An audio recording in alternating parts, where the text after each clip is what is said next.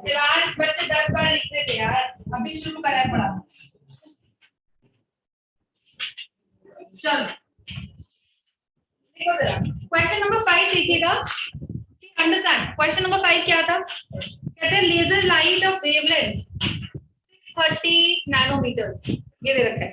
Laser light of wavelength 630 nanometres incident on a pair of slit produces an interference pattern in which the bright fringes are separated by। अच्छा, तो यहाँ पे देखो इस तरह से एक स्क्रीन है और ये स्लिट होगा, ठीक है, ऐसा कुछ सेटअप है। यहाँ पे लाइट जला दी इन्होंने, ये मेन सोर्स है। ये स्लिट 1 है, उधर वहां से खड़ा हो जाओ, और ये स्लिट 2 है, उधर वहां से खड़ा हो जाओ। यहाँ फटाफट, अगर तार की बात नहीं ना वो कुछ करेगा ना तो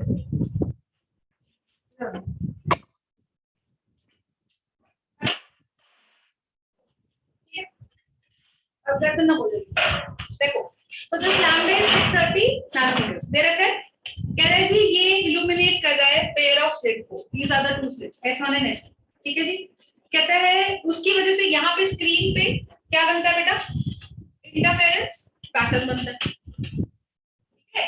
ये इंटरफेरेंस पैटर्न में कह रहे हैं कि जो दो डार्क फ्रिंजेस हैं they are separated by 7.2 mm, तो दो ब्राइट फ्रिंजेस हैं।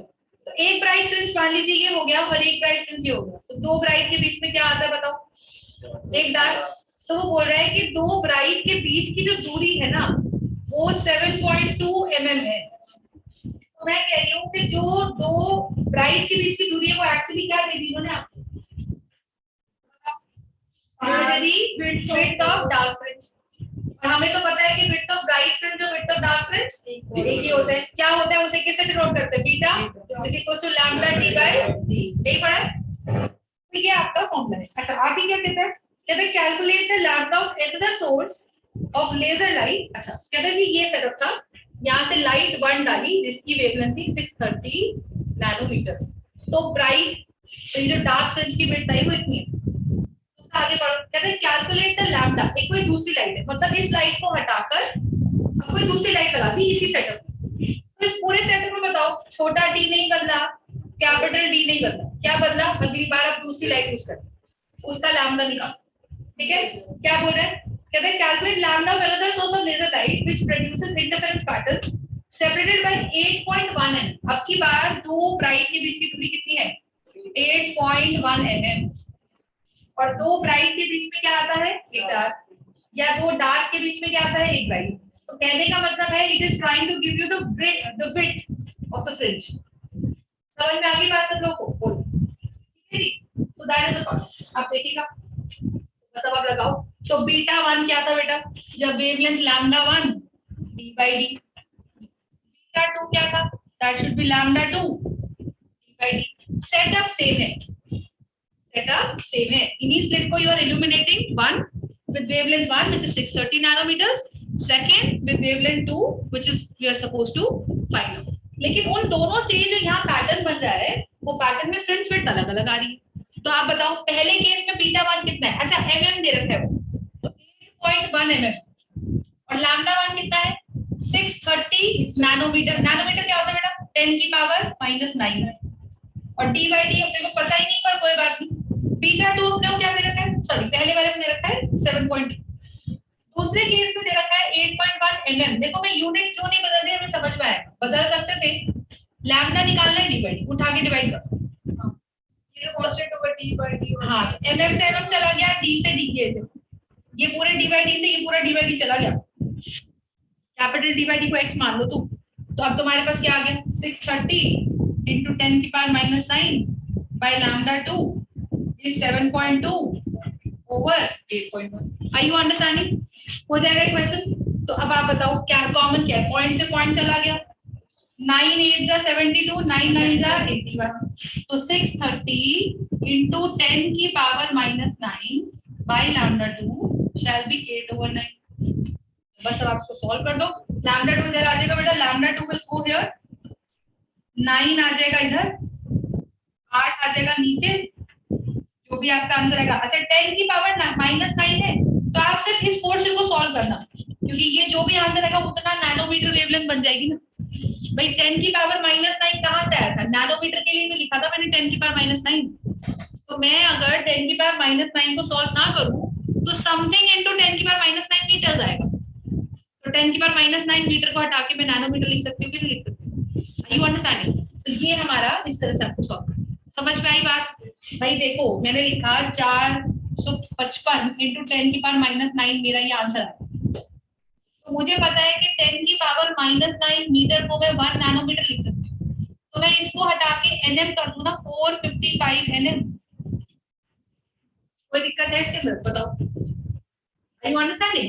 तो ये मैं बोली, तो ये आपका आ जाएगा 9 इंटू 630 अपॉन 8। सॉल्व कर लो। ये अप्रोक्सीमेटली 8 1 8, फिर 10 हो गया, तो फिर से 8 1 8, तो 1.1 अप्रोक्सीमेटली, और 0 से आपका ये डेसिमल हट जाएगा। तो ये अंदाजन 693 इंटू 10 की पावर -9 मीटर आएगा, which is 693 nanometer. That would be the second way. आगे बात समझ।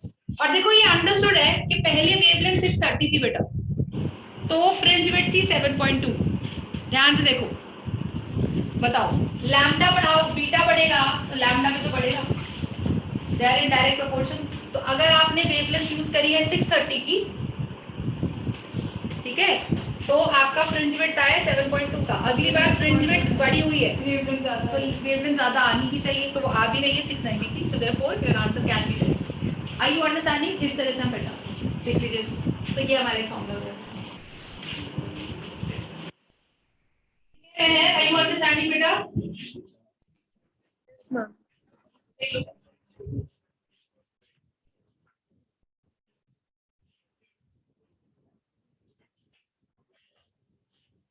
सवाल क्लियर हो गया? फिफ्थ क्वेश्चन क्लियर है सबको असाइनमेंट का? बेटा यही क्वेश्चन इंपॉर्टेंट है। नेक्स्ट करेगा 6 देखो।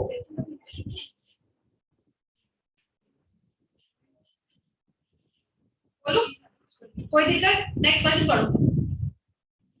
क्या कह रहे हैं आप? कह रहे हैं कि एंगुलर स्पेसिंग दे रहे क्या? क्वेश्चन नंबर क्या? हाँ अभी आपको क्वेश्चन करवा, अभी तो करा दिए, करा दिए फिफ्थ है, अब करा रही हूँ तो 6 है। देखो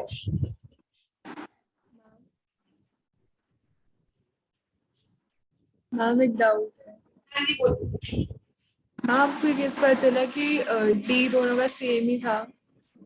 उसने बोला सेम स्प्लिट का डिनोमिनेटर पर, तो सेम स्प्लिट मतलब सेटअप सेम है, तो कैपिटल टी भी सेम रहेगा और छोटा टी भी सेम रहेगा। Are you understanding? यस। अच्छा 7th क्वेश्चन का होगा। 7th क्वेश्चन का आंसर लिखो। मैंने आपको, अगर आप लोगों ने वो ईएम वेव्स वाली वीडियो देखी जो भेजी थी मैंने उस दिन, उस ईएम वेव्स वाली वीडियो में मैंने एक लाइन बोली थी that frequency is the property of the source whereas wavelength is the property of the medium। यानी कि अगर मीडियम बदलेगा तो वेवलेंथ बदलेगी, पर फ्रीक्वेंसी नहीं बदलती। फ्रीक्वेंसी मीडियम पे डिपेंड नहीं करती। मतलब लाइट हवा में चले, पानी में चले, कहीं भी चले, अगर लाइट जब जहां से शुरुआत हुई है लाइट की, अगर उस लाइट की उस सोर्स की फ्रीक्वेंसी नहीं बदल रही, सोर्स पहले भी 1 सेकंड में 10 बार वाइब्रेट कर रहा था और सोर्स अभी भी अगर मान लीजिए 1 सेकंड में 10 बार वाइब्रेट करेगा, तो आपकी लाइट को जहां मर्जी आगे जाती जाए उसकी फ्रीक्वेंसी नहीं बदलेगी।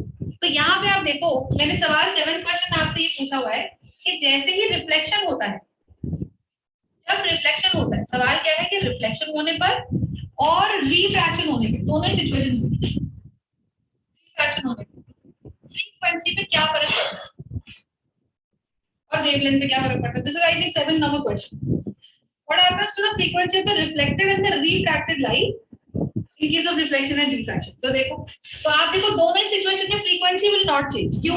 क्योंकि रिफ्रैक्शन अगर हो गया तो क्या हो रहा है, लाइट ऐसे आ रही है और लाइट इसको टकरा कर लाइट मुड़ जाएगी या जो भी है, अवे फ्रॉम, मान लीजिए ये डेंसर है, ये रेयर है, तो अवे फ्रॉम द नॉर्मल चली जाएगी। और मान लीजिए ऐसे भी हो रहा है तो वो टुवर्ड्स द नॉर्मल चली जाएगी। पर दोनों ही सिचुएशन में फ्रीक्वेंसी बदलती नहीं है, क्योंकि बदलते हैं। और रिफ्लेक्शन में क्या हो रहा है, देखो लाइट ऐसे आएगी और टकरा के सेम मीडियम में बाउंस बैक कर जाएगी। यही होता है ना रिफ्लेक्शन, मीडियम थोड़ी बदलते रिफ्लेक्शन, तो फ्रीक्वेंसी तब भी कोई बदलने वाली नहीं है। तो ये लिख लो इस बात को, लेकिन frequency is a property of a source, frequency is the property of a source and not that of the medium.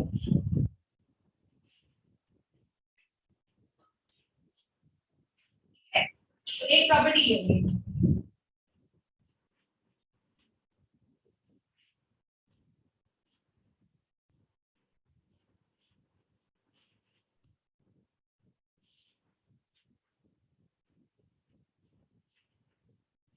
कर लोगे? एक क्वेश्चन और करो फटाफट से।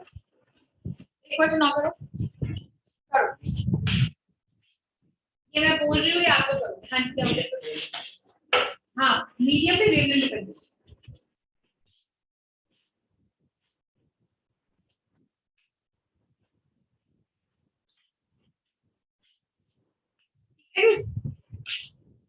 देखो तो लिखोगे frequency does not changes in reflection और रिफ्रैक्शन। क्वेश्चन और लिखो। क्वेश्चन कह रहा है इन a Young's double slit experiment, ये मैं लिखवा रही हूँ, ये असाइनमेंट है, ठीक है। देखो in a Young's double slit experiment, in a Young's double slit experiment by DSE, a light of wavelength 5800 angstroms, a light of wavelength 5800 angstroms is used to illuminate the two slits. Is used to illuminate the two slits. Is used to illuminate the two slits.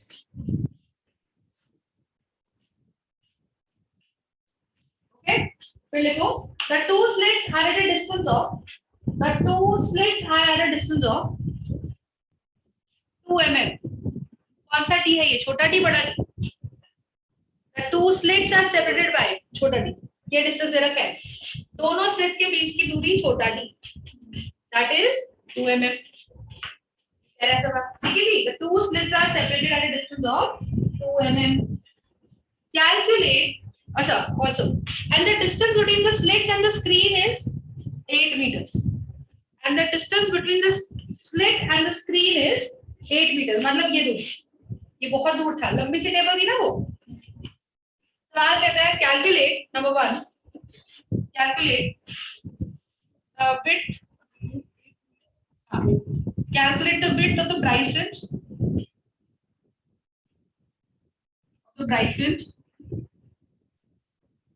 Second कहता है calculate the distance from the central bright fringe. Calculate the distance of central bright fringe of the number 1 fourth maxima, second, third, 10th minima, 10th minimum,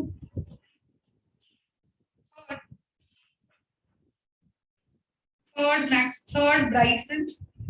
sir एक question इससे दे रही हूँ कि आपको method type समझ में आ जाए। फोर्थ में दे रही हूँ सेकंड डार्क फ्रिंज। तो चाहे डार्क फ्रिंज बोला जाए, चाहे मिनिमा बोला जाए, एक ही बात है। चाहे ब्राइट फ्रिंज बोला जाए, चाहे मैक्सिमा बोला जाए, एक ही बात है। समझ लो? So this is the question. तो एक वेव है, 1500 एंगस्ट्रॉम्स की वेवलेंथ दे रखी है आपको, ठीक है, और आपको इसे सॉल्व करना है। अब कैसे करोगे बताओ? How would you solve this?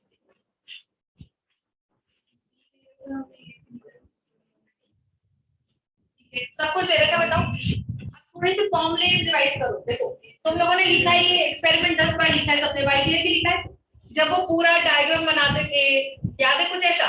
और हम इसके में से ये घटाते थे, तो आपको याद हो x2p का स्क्वायर माइनस h1p का स्क्वायर करके कुछ आता था, पाथ डिफरेंस आता था।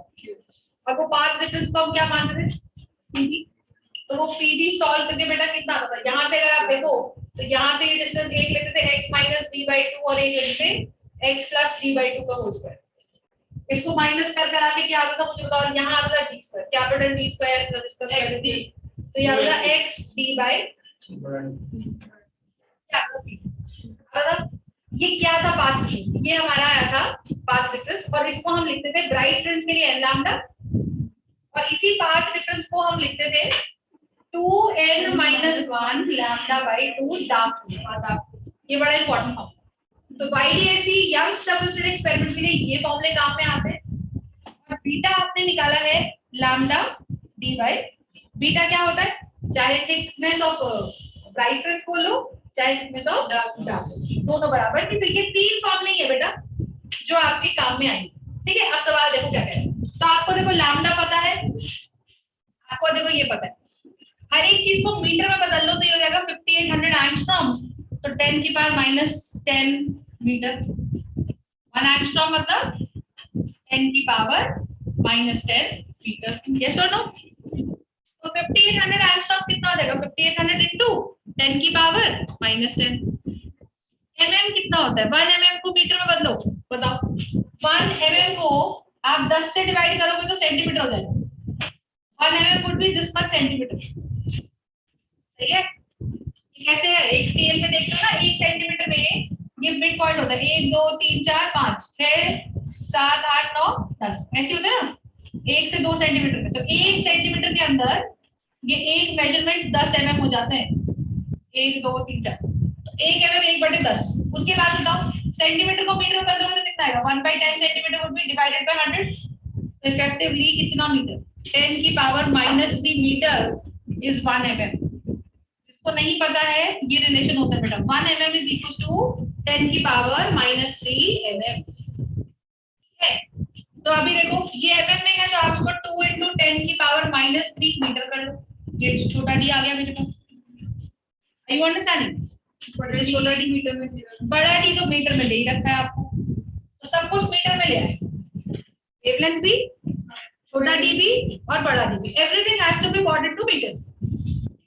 अब आपसे पूछ रहा है what is the width of the bright fringe? Beta निकाल दीजिए। बिल्कुल, लैम्डा d by d, यही है ना फॉर्मूला बीटा। तो लैम्डा पता है अपने को 5800 into 10 की पावर -10।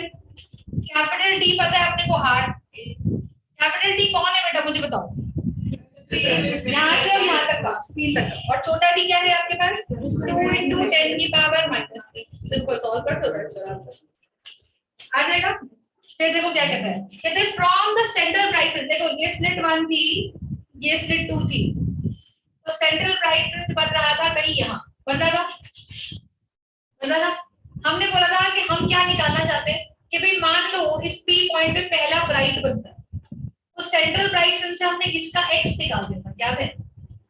यही x यूज कर रहे थे ना। हम क्या कह रहे थे कि भाई मान लो 2 रेडिएशन यहाँ से चली और वो यहाँ जब मिली तो हमें क्या पता वो कैसे मिली। वो कंस्ट्रक्टिवली भी मिल सकती थी और वो डिस्ट्रक्टिवली भी मिल सकती थी। अगर वो कंस्ट्रक्टिवली बन जाती है तो यहाँ बन जाता ब्राइट फ्रिंज, और अगर वो डिस्ट्रक्टिवली बन जाती तो डार्क फ्रिंज। पर यहाँ पे ऐसा हो सकता था कि ये तो एक केस है, ऐसे यहाँ पे भी रेज मिल सकती थी, यहाँ पे भी रेज मिल सकती थी, यहाँ पे भी रेज मिल सकती थी। तो जहां जहां पे रेज नहीं है वहां पे कोई ना कोई फ्रिंज तो बना है। मुझे पूछा जा रहा है कि बताओ जी पहले फोर्थ मैक्सिमा का डिस्टेंस बताओ। डिस्टेंस होता है x, सेंटर से डिस्टेंस होता है x। तो फोर्थ मैक्सिमा, मैक्सिमा मतलब ब्राइट फ्रिंज, तो फोर्थ मैक्सिमा मतलब n का वैल्यू 4 डाल दें, ये फॉर्मूला यूज करेंगे क्योंकि ब्राइट फ्रिंज की बात कर दी, मैक्सिमा की बात कर दी। तब आप क्या लगाओगे बताओ? आप बात करोगे x छोटा d बाय बड़ा d is equal to n lambda, क्योंकि ब्राइट फ्रिंज की बात कर रहे हैं। फोर्थ ब्राइट फ्रिंज का x निकलवा रहा है आपसे, क्योंकि सेंट्रल ब्राइट फ्रिंज से फोर्थ ब्राइट फ्रिंज कहां है तो x निकालना है। छोटा d क्या हो गया बेटा? 2 into 10 की पावर -3। कैपिटल D हो गया 8 मीटर। n क्या हो गया बोलो? 4। nth ब्राइट फ्रिंज, n क्या हो गया? nth bright fringe. तो फोर्थ ब्राइट फ्रिंज या फाइंडिंग हम ये निकालना चाहते हैं कि सेंटर से फोर्थ ब्राइट फ्रिंज की दूरी कितनी है। तो आपने n को 4 डाल दिया। लैम्डा क्या है? 5800 एंगस्ट्रॉम, तो 5800 into 10 की पावर -10। Are you understanding? बस इसको सॉल्व कर दो तो ये आपका 2 2 से आ जाएगा, बाकी 8 इधर, ये हो जाएगा 16 into 58 into 10 की पावर, ये हो गया 2 0 से ये कट गया -8, समझ गए? ये हो गया 16 into 58 into 10 की power -8 and here it is x into 10 की पावर -3। ये नीचे चला गया। आई बात समझ के नहीं? x निकल गया। तो ऐसे ही आपको 10th मिनिमा की अगर बतानी है डिस्टेंस तो कैसे निकालोगे? तो n आप लगाओगे ये वाला और n को क्या डालोगे यहाँ पर? 10। तो आपको ये बताना है कि सेंटर से 10th ब्राइट फ्रिंज की दूरी क्या होगी? 19 जो भी आएगा। आई बात समझ के नहीं? राइट। करो फटाफट से। तो आपको 10 मिनिमा बताना है, थर्ड ब्राइट फ्रिंज बताना है और सेकंड डार्क फ्रिंज। ठीक है जी।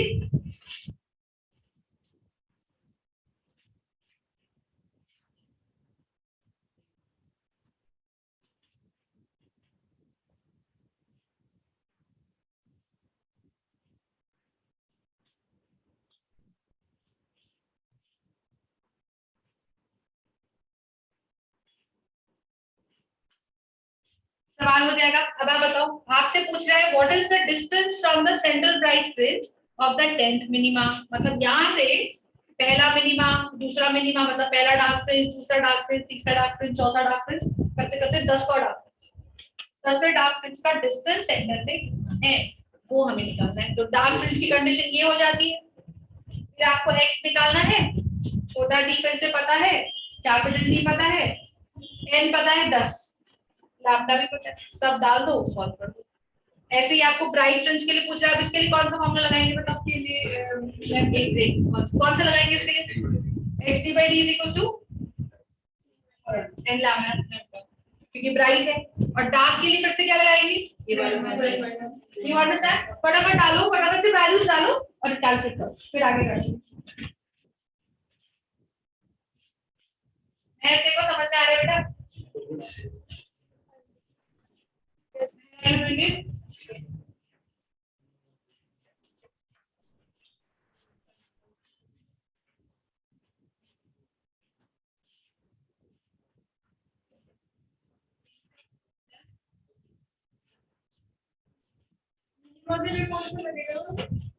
पांच डिफरेंस क्या होता है? 2n minus 1 lambda by 2। ये है ब्राइट फ्रिंज के लिए, जिसको आप मैक्सिमा भी बोलते हो, और ये है डार्क फ्रिंज के लिए, जिसे आप मिनिमा भी बोलते हो। ठीक है, ये क्वेश्चन और करो, देख लो, फटाफट करो उसको।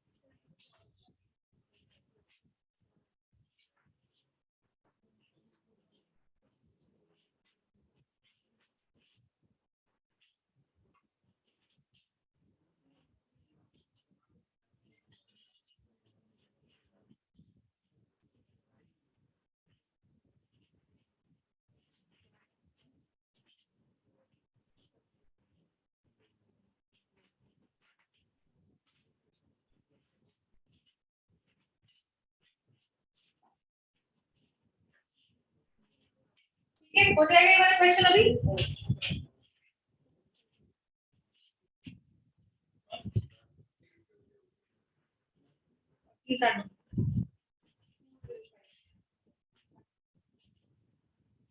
बेटा देखो, ऐसा है, या तो तुम घर से याद करके आओ, घर से तो याद करके आता नहीं, फिर मैं चीख के चिल्लाती हूँ। उससे बेटर क्या है, तुम प्यार से आओ, प्यार से लिखो, पढ़ो। अगर करके आ रहे होते ना तो रिजल्ट क्यों नहीं आना होता। तो आपसे तो तुम्हारे ये होता है ना हासिल के अभी रट नहीं बैठते, तुम साल भर नहीं पढ़ते। वो जिम्मा तो मेरे को अगर लेना पड़ेगा तो फिर मैं ऐसे ही करूंगी ना। चलो नेक्स्ट क्वेश्चन देखो, क्वेश्चन नंबर 10 करेगा। तो क्वेश्चन नंबर 10 फटाफट से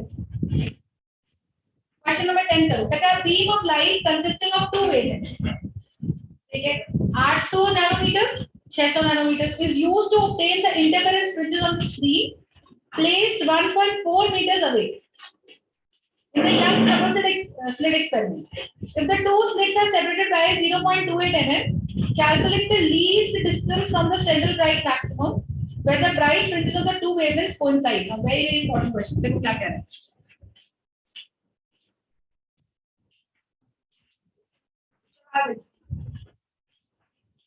इस क्वेश्चन में क्या कहना चाहते हैं, ध्यान से समझिए।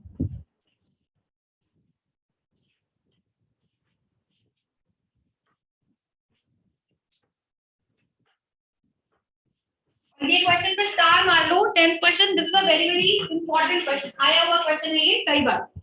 देखो क्वेश्चन कहता है एक स्लिट और ये इधर है, यहाँ पे स्लिट 1 है, ये स्लिट 2 है, इनके बीच की दूरी कितनी है? इनके बीच की दूरी है 0.28 mm। और जो स्लिट है, स्लिट से स्क्रीन जो है वो 1.4 mm की मीटर की मीटर ध्यान समझो, ठीक है। फिर कहता है कि यहाँ से हमने एक लाइट जलाई और उसमें से लाइट निकल रही थी 600 नैनोमीटर एक बार, ठीक है। तो क्या हुआ कि कोई यहाँ से जब लाइट निकली तो इस पी पॉइंट पे, कौन है ये पी पॉइंट? वो पी पॉइंट है, ये है सेंट्रल ब्राइट फ्रिंज से इसकी दूरी क्या होगी बताओ, क्या बोलेंगे इसको? x। तो ये कह रहा है कि कोई ऐसी सिचुएशन बनी कि जब 600 नैनोमीटर की लाइट से स्लिट को इल्यूमिनेट करा तो स्क्रीन पे किसी पॉइंट पे ब्राइट फ्रिंज बना, ठीक है, और होगी उसकी कोई दूरी यहाँ से। तो हमने कहा पता नहीं कौन सा ब्राइट फ्रिंज बना, तो मैंने कहा भाई कोई NF ब्राइट फ्रिंज बना, NF ब्राइट फ्रिंज बना। समझ में आया सवाल? ठीक है। अच्छा अब देखो, अब आप एक चीज देखो, तो अगर मैंने बोला कि भाई s है, ये s+2 है, जो भी है, तो यहाँ पे आप देखो क्या होगा, क्या तो आपने फॉर्मूला लगाया x d/d ब्राइट फ्रिंज के लिए n, सही है। तो आपको सब पता है, छोटा d बड़ा d लैम्डा सब पता है, n नहीं पता, तो आपने कहा कि इसकी दूरी क्या है, n lambda capital D by छोटा d। ये मेरे पास कौन है, x आ गया, ये दूरी हमारे पहले वेवलेंथ, कौन सी वेवलेंथ के लिए, 600 नैनोमीटर से। वैल्यू डाल दो, n पता नहीं, वेवलेंथ पता है 600 × 10⁻⁹, d है 1.4 और छोटा d है 0.28 mm। 28 mm को लिख देते हो 10⁻⁻3, तो ये मेरे पास x आ गया, वो दूरी जो ब्राइट फ्रिंज ने बनाया, कहां से, सेंट्रल मैक्सिमम, ठीक है। कह रहे कि हमने दोबारा से इसे हटा के हमने यहाँ से एक और 800 नैनोमीटर की लाइट डाली, ठीक है। फिर कहते हैं उसी पॉइंट पे एक और ब्राइट फ्रिंज बना, लेकिन अब की बार वो ब्राइट